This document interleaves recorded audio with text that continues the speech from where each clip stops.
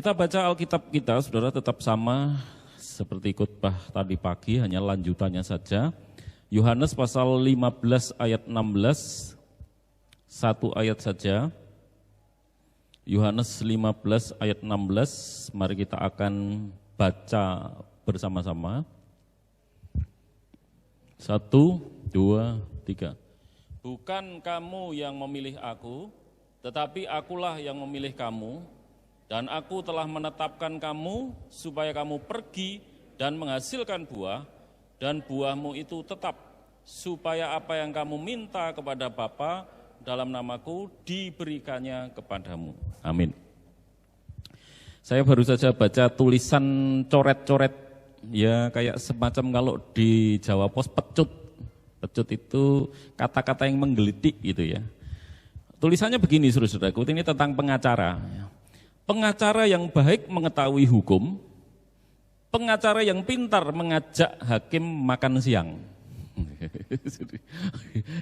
Ini ditabrakkan antara pengacara yang baik, pengacara yang baik itu paham hukum, tapi pengacara pintar mengakali hukum. Harusnya saudara-saudaraku yang dikasih Tuhan ya baik, tapi pintarnya enggak usah mengakali. Ini hanya kata-kata usil saja. Tetapi sesungguhnya saudara-saudara yang usil itu tidak hanya penulis seperti ini. Kalau saudara melihat keyakinan-keyakinan, karena ribuan agama ada di sekeliling kita, di seluruh dunia maksud saya, di Indonesia pun yang resmi 6 ya, tetapi yang tidak resmi banyak. Yang tidak resmi sebenarnya banyak ya, agama-agama, keyakinan-keyakinan itu banyak. Dan semua yang tidak resmi cuma dihargai, diterima, dihargai saja gitu ya. Tapi tidak dicantumkan, tidak mendapat anggaran dan sebetulnya. Nah, saudaraku yang dikasihi Tuhan, ketika saya mendengar di YouTube kata-kata bahwa ada sebuah agama yang membenarkan kebohongan. Bohong itu enggak apa-apa, asal untuk membela agama, ya, atau untuk mencurangi pemeluk agama lain. Bohong itu enggak apa-apa. Wah, saya terus berpikir, saudara, benarkah ini agama dari Tuhan? Kalau di dalam Alkitab jelas ya, Tuhan Yesus berkata pada waktu itu, saudara-saudaraku yang dikasihi Tuhan, ketika berbicara tentang iblis, iblis adalah bapak segala dusta. Nah ini jangan-jangan bukan agama dari Tuhan, ya memang bukan. Ini saya perhalus maksudnya, saya agak sopan. Ya, jangan-jangan memang bukan agama dari Tuhan, karena agama mengizinkan kebohongan, saudara. Bohong enggak apa-apa, asal untuk tujuan agama. Nah kalau tujuan agama sudah pakai kebohongan, ini benarkah dari Tuhan yang suci, yang kudus, ya, yang murni tadi itu ya? Apakah itu benar itu dari Tuhan? Karena di Alkitab jelas, ya, bapak segala dusta adalah iblis. Kalau di dalam kekristenan alasan agama, alasan apapun bohong tidak boleh, itu ya, titik. Sproul menulis tentang betapa seriusnya dosa yang seringkali tidak kita sadari. Ya, ini kutipannya silahkan saudara simak. Ajaran Protestan mengakui bahwa semua dosa adalah serius. Ya, termasuk tadi ya dosa yang dianggap kecil, bohong itu enggak apa-apa ya. Tapi itu serius. Ajaran Protestan mengakui bahwa semua dosa adalah serius. Dosa yang sekecil apapun merupakan tindakan pemberontakan melawan, yaitu suatu usaha yang sia-sia untuk menurunkan Allah dari singgasananya dengan otoritas kedaulatannya. Masa serius itu sih? Mungkin kita berpikir gitu ya, masa cuma dosa kecil aja kok sampai efeknya menurunkan Allah dari tahtanya. Masa sebesar itu? Aku enggak bermaksud seperti itu loh Pak Tri. Ketika saya berbuat dosa, ketika kita berbuat dosa, enggak ada kok niat menurunkan Allah dari tahtanya. Iya, karena Allah enggak mungkin kita turunkan. Tapi dalam diri kita anggap Allah tidak berkuasa atas hidup kita. Masalahnya itu. Makanya kita menabrak firman Tuhan itu, kita tabrak karena apa? Kita tidak peduli dengan Allah yang duduk di tahta itu. Artinya seperti itu. Bagi kita Allah itu tidak ada di tahta itu. Yang dimaksud seperti itu. Jadi efek dari dosa itu sebetulnya seriusnya karena sebetulnya Allah kita tidak anggap menjadi Tuhan yang harus kita ikuti. Ya, makanya itu dianggap Sperul itu menurunkan Allah dari tahtanya. Itu dosa, saudara. Nah makanya kalau apalagi dosa berbohong, ya berbohong jelas sama saja, itu kita sudah menyangkali kesucian Tuhan. Di dalam tulisan yang pernah saya kutip, dosa adalah penghinaan terhadap Tuhan, sebenarnya yang suci itu. Nah, satu tindakan dosa sesungguhnya memiliki dua makna. Yang pertama, kita memberontak kepada Allah, yang saya sebut tadi, kita menabrak kehendaknya. Ini kehendaknya sang raja loh, saudara. Raja di atas segala raja menghendaki, contohnya ini ya, yang simpel saja. Saudara sudah datang, puji Tuhan. Kita harus menguduskan hari Sabat, kita tabrak, das. Ya bersyukur saudara-saudara kalau keluar kota kayak saya dulu, cuti di Batu ya, saya tidak berada di gereja tapi saya beribadah, mengikuti ibadah dari Batu, ya itu termasuk masih beribadah ya. Karena kita sungguh-sungguh meluangkan waktu beribadah, benar-benar menghentikan aktivitas dan kita menyanyi, berdoa bersama dan seterusnya. Nah tetapi kalau tidak mengikuti ibadah seperti itu, nah itu yang disebut menabrak, kita tidak peduli pada kehendak Tuhan. Nah itu berarti kita tidak menganggap Tuhan itu duduk di tahta dan memerintah atas alam semesta dan memerintah kita. Kita tidak mau intinya diperintah oleh Dia. Nah, efek yang kedua saudara, yang pertama bahwa setiap dosa itu memberontak kepada Allah, menabrak kehendaknya, lalu yang kedua meremehkan kedaulatannya atas hidup kita. Itu dampak dari sebuah dosa yang kita sebut kecil. Efeknya gitu saudara. Nah contoh sepele ya, sekarang kita masuk di dalam aplikasi kita sehari-hari. Pak Didik ketawa sejak tadi pagi Pak Tri itu hang terus. Efek menduda 5 bulan saudara. Kata-katanya mulai kebalik-balik, sudah mulai kebanyakan yang dipikir ya. Harap maklum kalau semakin sering kebalik. Nah, aplikasi sederhana gini saudara. Ketika saudara berbicara, kita berbicara dengan orang lain di depan kita. Ada orang mengajak kita bicara, kemudian saudara, saya dan saudara malah noleh ke arah lain. Atau saudara malah melihat HP, muter-muter HP. Kecil kan, sepele ya, sepele. Tapi dampak yang saudara timbulkan, kalau yang di depan saudara ini memang bukan orang penting, tidak masalah. Ya, orang setengah stres, orang setengah gila, ya gitu tidak masalah, saudara cuekin gitu. Tapi bagaimana kalau yang di depan saudara ini adalah orang-orang penting, bupati, ya, menteri, diajak ngomong saudara malah gini-gini. Tidak mungkin, saya rasa saudara tidak akan melakukan itu. Karena ketika kita melakukan kelihatannya sepele, sambil bicara kita melihat HP, ini sesungguhnya kita sudah pesan pertama, meremehkan orang yang di depan kita. Dianggap orang kamu tidak penting. Atau ketika kita lagi bicara dengan orang dan kita, gimana kabarnya, malah gitu. Yang di depan saudara itu terhina, saudara. Itu yang dimaksud efek yang tidak kita sadari dari dosa. Yang kita anggap cuma kecil. Dampaknya itu kita menyerang Allah loh saudara. Ya makanya setiap kita sadar itu dosa, kita mengaku dosa ya.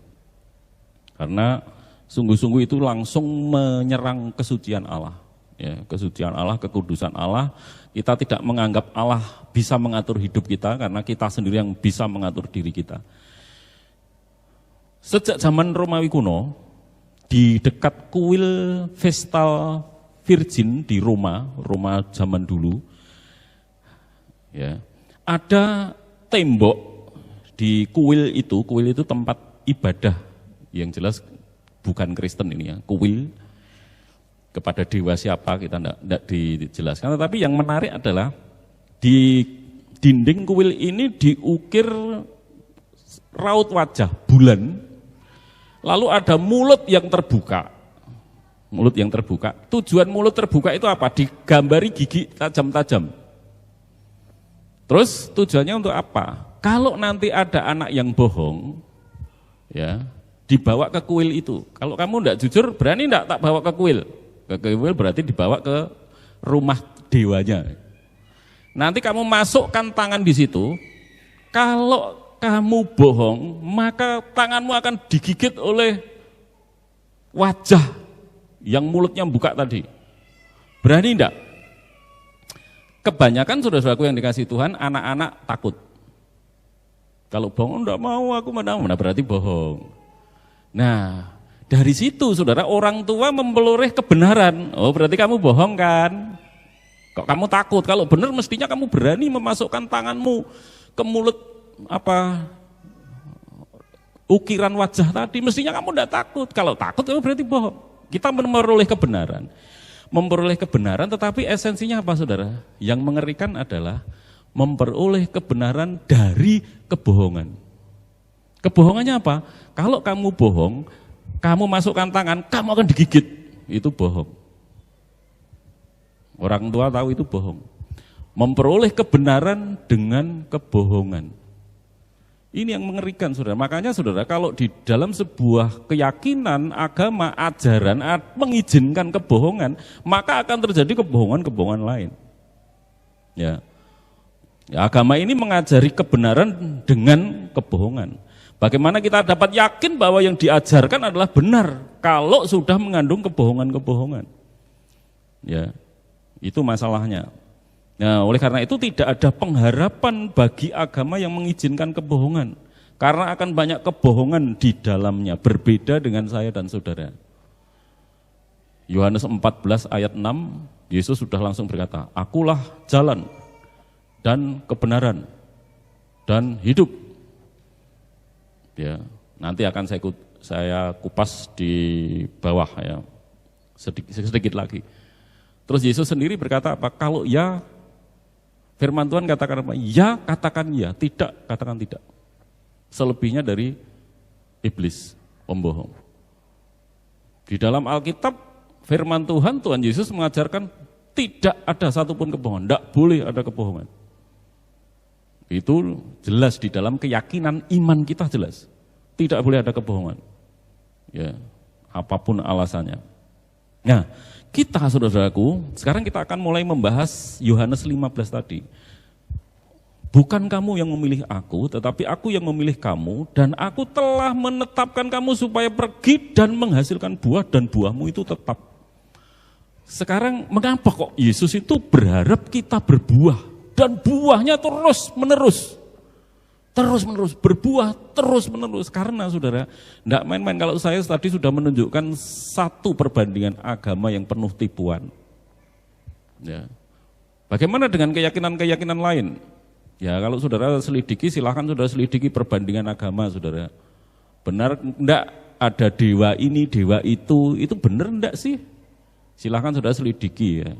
Keyakinan-keyakinan lain, ya nanti mungkin dibahas di PBI, WBI, kelompok-kelompok kecil kita bisa lebih terbuka ya, membahas bagaimana dengan keyakinan di mana kebohongan-kebohongan itu.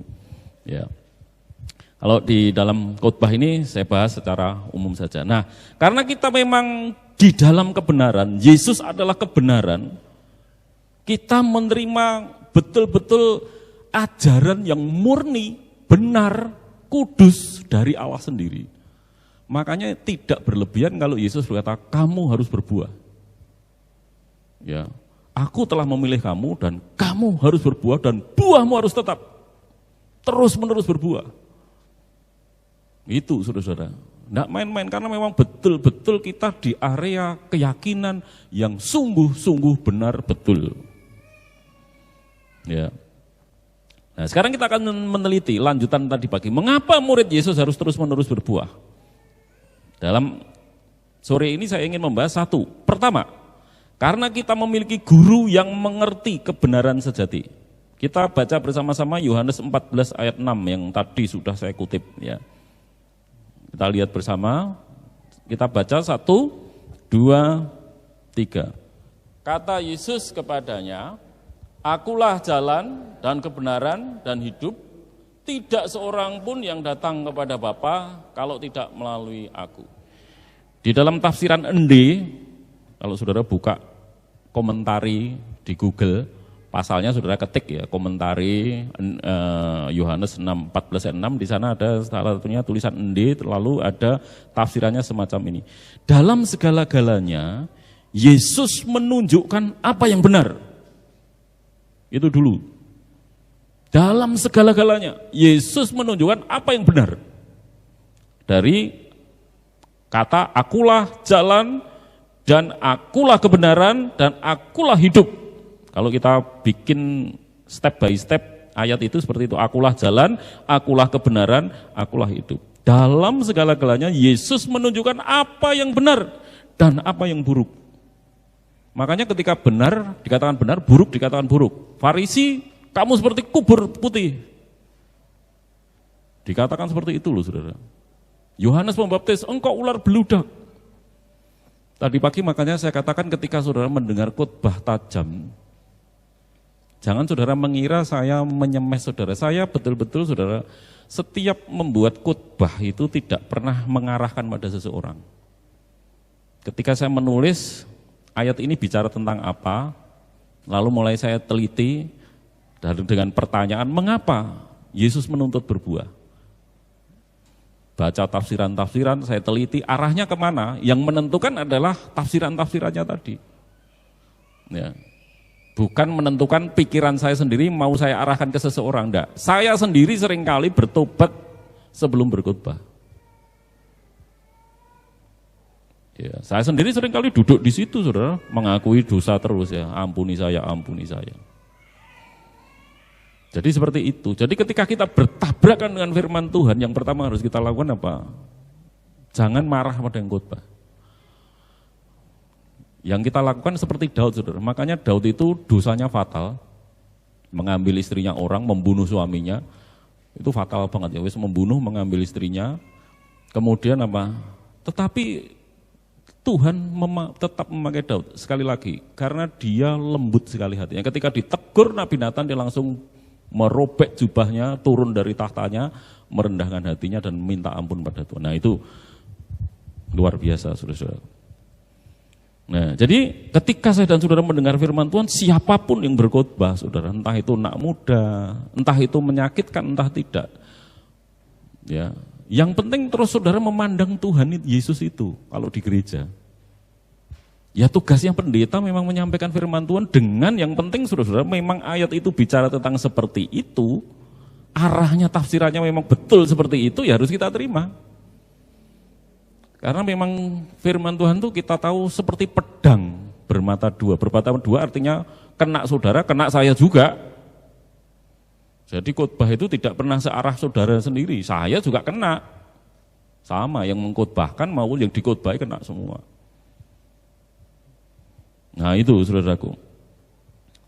Jadi yang dikatakan Yesus adalah kebenaran, yang dilakukan Yesus adalah benar, yang dinyatakan oleh Yesus adalah Allah yang benar.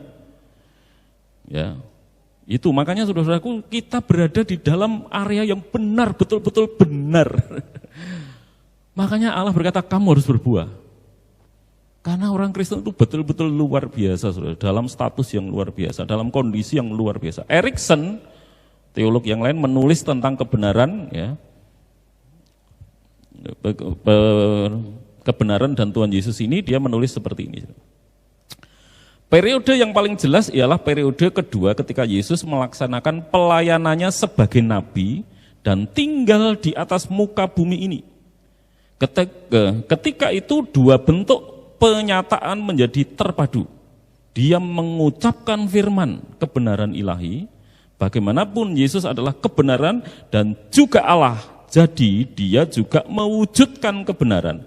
Dan bukan saja menceritakan, mengajarkan kebenaran dan realitas Allah.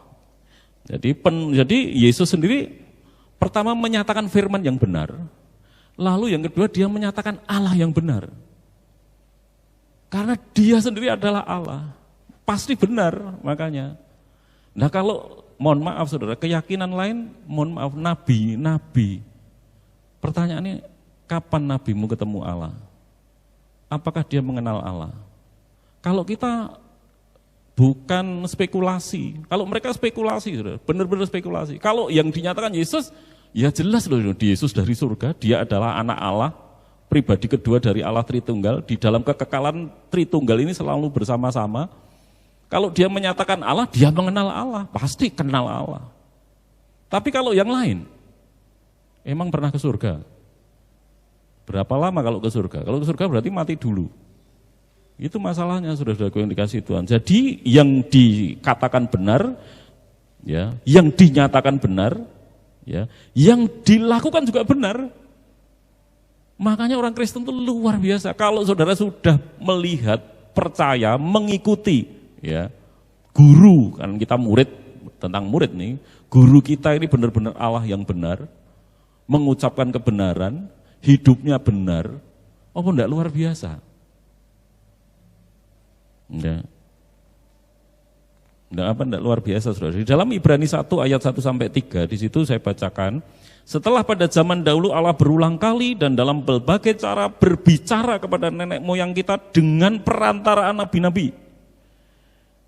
Ya, pada umumnya semua agama punya nabi. Semua agama punya nabi. Tetapi saudara-saudaraku yang dikasihi Tuhan, Yesus itu dari surga sendiri. Ini yang dibicarakan ayat 2. Maka pada zaman akhir ini ia telah berbicara kepada kita dengan perantaraan anaknya yang telah ia tetapkan sebagai yang berhak menerima segala yang ada. Oleh dia Allah telah menjadikan alam semesta. Saya lanjutkan kutipannya, warna yang lain itu kutipannya Erikson, saudara. Allah yang telah berbicara melalui para nabi, kini pada zaman akhir berbicara melalui anaknya, Yesus, yang lebih unggul daripada segala malaikat dan bahkan lebih tinggi daripada Musa. Lebih tinggi daripada Musa mungkin bagi kita kurang bermakna ya kata ini. Lebih tinggi daripada Musa, karena orang-orang Farisi pada waktu menanyai orang yang lumpuh atau buta itu sejak kecil, ditanyai, kok kamu bisa sembuh bagaimana? Kok kamu bisa sembuh bagaimana? Terus orang yang disembuhkan Tuhan Yesus berkata, jangan-jangan kamu mau mengikut Yesus juga? Enggak, kami muridnya Musa. Kalau orang Yahudi, pengakuan saya muridnya Musa itu besar sekali, saudara. Makanya di dalam kitab Ibrani ini dinyatakan dengan tegas, Yesus lebih tinggi daripada Musa. Jelas saudara-saudaraku yang dikasihi Tuhan, karena Musa pun yang mengutus termasuk Tuhan Yesus ini, saudara. Yang memilih Tuhan Yesus sendiri. Nah, oleh karena itu saudara, kita berada di keyakinan ajaran yang kita yakin benar. Ajarannya sudah benar. Guru kita sudah benar. Ya. Tindak tanduknya benar. Tadi pagi, khotbah pagi saya sudah sampaikan, saudara, ada percakapan ya, antara orang Kristen yang naksir orang yang tidak seiman, saudara sepupu kita. Dan dalam percakapan itu dikatakan, kalau kamu mau menikahi aku, kamu masuk agamaku. Maksudnya orang Kristen ini harus meninggalkan kekristenannya dan masuk menjadi agama saudara sepupu kita. Karena orang Kristen ini kuat, dia menjawab, boleh saya masuk agamamu, tapi nabimu bagus kan pasti? Oh bagus. Mulia kan? Oh mulia. Berarti saya kalau meneladani nabimu boleh kan? Oh ya boleh. Nah kalau boleh meneladani nabimu berarti nanti setelah menikahi kamu aku menikah lagi. Oh ya enggak bisa. Loh katanya boleh. Katanya bagus. Kok jadi enggak bagus? Kalau Yesus saudara cari kelemahannya di mana? Guru kita ini betul-betul sempurna. Ya. Pilatus yang menghakimi Yesus saja tidak menemukan. Makanya dia apakah lebih baik Yesus dilepaskan, Barnabas yang disalib? Tidak salibkan Yesus. Orang Yahudi aja, imam-imam besar yang benci pada Yesus. Karena itu sedang menggenapi nubuat tentang penyaliban Yesus Kristus.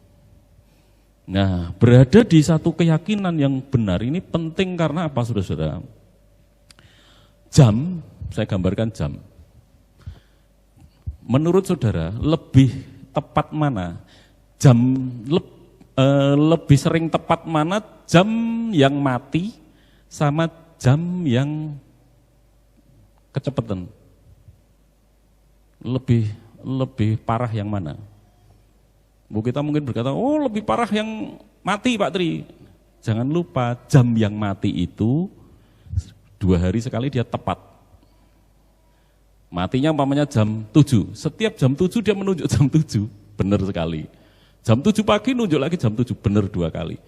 Kalau jam yang kecepatan saudara, dia muter terus, tapi tetap enggak pernah pas. Karena apa? Memang kecepatan atau kelambatan, tidak pernah pas jadi jamnya. Mau muter sehari berapa kali, dia tidak pernah pas. Beda dengan jam mati. Nah, keyakinan yang ajarannya sudah tidak benar, semakin bergerak, tetap tidak akan benar. Makanya Yesus berkata, kamu harus berbuah, karena kamu tidak seperti itu. Saya dan saudara murid Yesus itu tidak seperti itu. Makanya kita dituntut, kamu harus berbuah dan buahmu itu tetap. Karena kamu berada di dalam area yang benar, ajaran yang benar, Allah yang benar, ibadah yang benar, teladan yang benar, kita melihat semua itu kita lihat dari Yesus Kristus. Ya. Nah, saya ceritakan ini gambaran saja, mudah-mudahan saudara paham ya.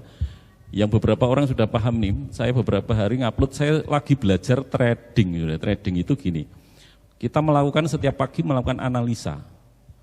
Jadi trennya hari kemarin apa? Harga naik atau turun? Oh, harganya turun, turunnya seberapa? Kita lihat candlenya, pergerakannya candle 2 hari 3 hari sebelumnya seperti apa, itu analisa. Lalu hari ini akan seperti apa? Naik apa turun? Harganya akan naik apa turun? Nah, di situ nanti kita open posisi, kita ikut perdagangan. Mata uang atau komoditi atau komoditas atau apapun. Nah, ketika kita menebak, oh harga akan turun, kita open posisi, ceklek, turun. Dia ternyata naik, saudara. Semakin lama kita biarkan, loss-nya semakin besar. Bisa triliunan ruginya. Bisa ratusan juta ruginya. Kalau salah arah. Cara ngatasinya macam-macam, ada hedging, ada cut loss, ya, dan sebagainya, berbagai macam cara mengatasinya. Tapi kalau dibiarkan, bayangkan saudara, kalau keyakinan itu salah, harusnya ke kanan dia ke kiri, harusnya ke atas dia ke bawah, makin lama makin terperosok. Makin terperosok, makin parah saudara, makin parah. Saudara di tempat yang benar, arah yang benar. Pendeta Stephen Tong berkata, saudara ini kita sudah ke arah yang benar. Mestinya makin hari makanya makin profit. Makin hari makin disebut Yesus bahasanya berbuah-buah. Karena arah kita sudah benar. Kalau kita sampai tidak menghasilkan buah, berarti arah kita salah. Saudara berjalan sendiri, kita ini jalan sendiri sehingga tidak profit, malah minus. Aneh. Arahnya sudah benar tapi kok minus. Berarti something wrong, ada yang salah dalam diri kita. Itu yang pertama. Makanya saudara-saudaraku, kenapa kita harus berbuah? Karena kita memiliki guru yang mengerti kebenaran sejati, guru yang betul-betul benar ya. Dia adalah kebenaran. Lalu yang kedua, mengapa kita harus berbuah-buah? Karena kita memiliki teladan. Nah, tadi sudah saya singgung, teladan yang sejati. Latar belakang wejangan di dalam Yohanes pasal 15, saudara, kalau saudara baca ke depan konteks dari nasihat-nasihat Yesus ini tentang pokok anggur dan sebagainya, sebenarnya dari satu tindakan Yesus, yaitu membasuh kaki murid-muridnya. Saudara baca di berbagai tafsiran. Jadi sebelum Yesus berkata kamu harus berbuah itu, Yesus sudah memberi teladan. Makanya tadi saya katakan, kita memiliki guru yang teladannya bagus. Tidak seperti dalam keyakinan saudara sepupu kita tadi ya. Ada yang rumit, baik tapi tidak baik. Ya. Teladannya kurang bagus dalam hal itu. Tapi Yesus saudara baik. Guru kita baik. Dia membasuh kaki murid-muridnya. Murid aja enggak mau basuh kaki. Pada waktu itu kan orang masuk rumah itu harus biasanya tuan rumahnya membasuh, hanya karena Yesus pinjam tempat untuk perjamuan kudus di ruang miliknya orang. Siapa tuan rumahnya? Tidak ada. Siapa yang harus membasuh kaki? Ya tidak ada, gengsilah aku membasuh kakimu. Aku juga bukan tuan rumah, aku juga bukan. Akhirnya Yesus sendiri yang pasang serbet, ambil baskom, basuh kaki murid-muridnya. Murid-muridnya ngahingi semua, saudara. Ya gurumu saja, dia guru dan Tuhan, membasuh kakimu. Teladannya saudara luar biasa. Murid yang nelayan yang sudah strata rendah aja tidak mau melakukan, Yesus mau. Itu teladan yang luar biasa. Konteks dari tuntutan kita harus berbuah itu sebetulnya seperti itu. Nah, sekarang saya kutipan terakhir ini.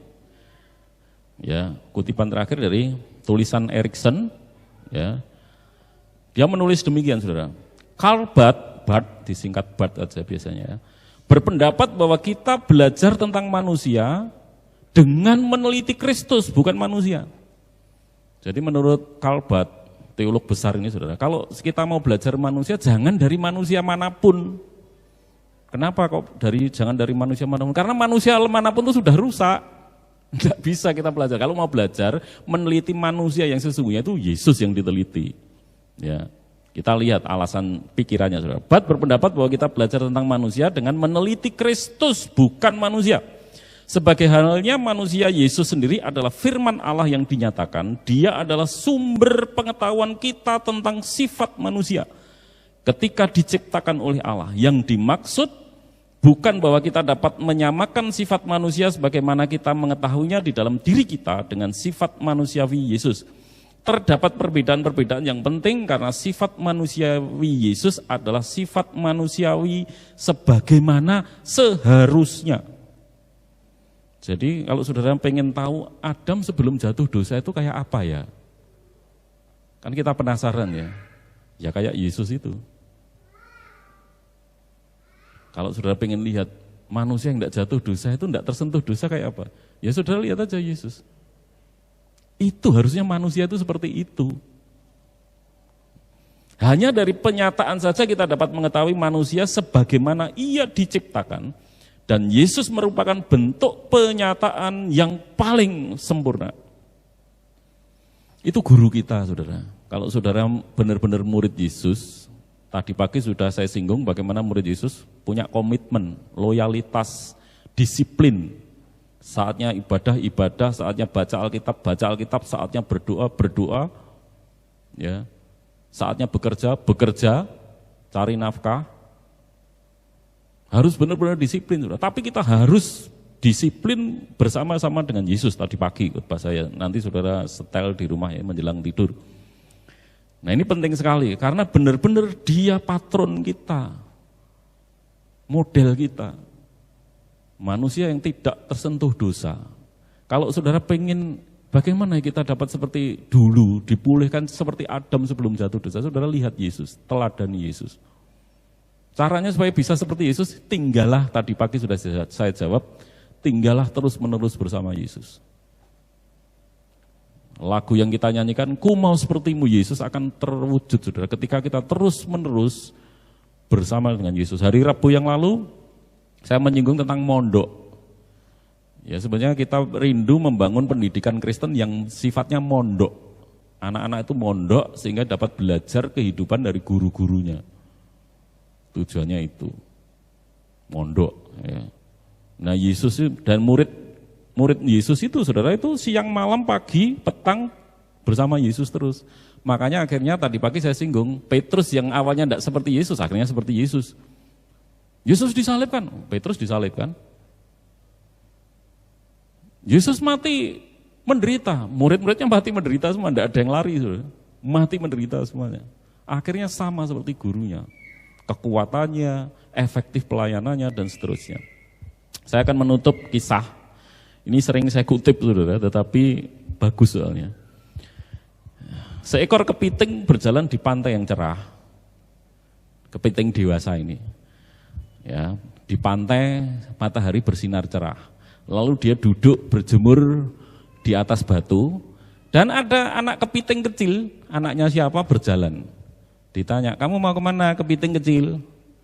Aku mau cari makanan di sana dekat ujung pantai sana.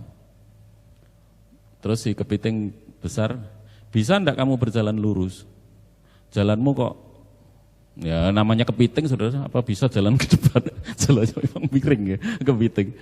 Terus si kepiting kecil berkata kepada kepiting dewasa, nah jalanku memang gini, gimana kalau gitu jalan yang lurus? Silahkan Bapak kasih contoh. Lalu kepiting besarnya mulai turun dari batu, ngasih contoh. Contohnya apa, saudara? Ya miring lah jalannya, namanya kepiting. Jalannya ke samping, tetap aja ke samping. Makanya saudara-saudaraku, di dalam kekristenan itu teladannya Adam kedua. Tidak jatuh dosa, jalannya lurus, enggak miring Yesus itu. jalannya lurus. Kalau dalam keyakinan-keyakinan lain, jelas itu manusia yang jatuh dalam dosa. Nabi-nabi, pendiri-pendiri agama itu manusia yang berdosa. Miring semua jalannya. Ya, jalannya miring semua. Makanya Yesus, kamu harus berbuah. Buahmu tetap, karena apa? Kamu punya guru. Gurumu lurus. Suruh jalan lurus, lurus bener. Tidak seperti kepiting. Harusnya jalannya gini loh nak. Miring juga. Karena sama-sama kepiting yang memang jalannya nyamping, nggak bisa ke depan. Tapi Yesus berjalan lurus, on the track itu ya. Nah oleh karena itu saudaraku yang dikasih Tuhan, mari kita sungguh-sungguh ya menjadi murid Yesus itu status yang luar biasa. Minggu lalu sudah saya sebutkan syarat-syarat menjadi murid Yesus, sudah saya bahas. Dan hari ini saya mendorong kita punya komitmen. Guru kita sudah benar, ya, ajaran kita benar. Kita arahnya sudah benar, ya tinggal komitmen kita untuk bergerak ke arah yang benar. Caranya bagaimana? Tadi pagi sudah saya singgung, terus tinggal bersama dia, ya berjalan bersama dia, mengikuti teladannya, guru kita. Dengan cara terus-menerus belajar firman Tuhan, mengisi pikiran kita dengan firman Tuhan, maka saudara-saudaraku yang dikasih Tuhan, dikatakan di dalam Yohanes 15 ketika saudara membaca firman Tuhan, Tuhan menyucikan saya dan saudara, membersihkan penyimpangan-penyimpangan itu dikeprasi terus. Terus semakin baca firman Tuhan, semakin dipotongi penyimpangan-penyimpangan, dikebleki. Ya, ayo, jalannya enggak gitu, jalannya enggak gitu. Terus semakin kita baca firman Tuhan, semakin mendengar firman Tuhan, hidup kita akan semakin diluruskan. Kita akan nyanyikan sebuah pujian.